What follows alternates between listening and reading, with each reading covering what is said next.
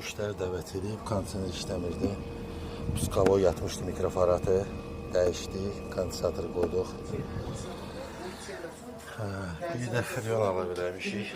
Freon az idi. Deməli, sensorun temperaturu 7.9.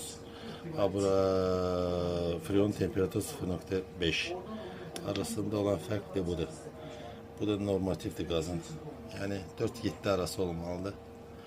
Hər şey qaydasındadır. Belə.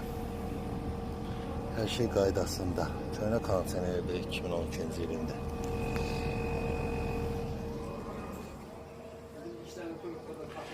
Kimə usta lazım olsa, həftədə 7 gün ərzində müraciət edə bilərsiniz.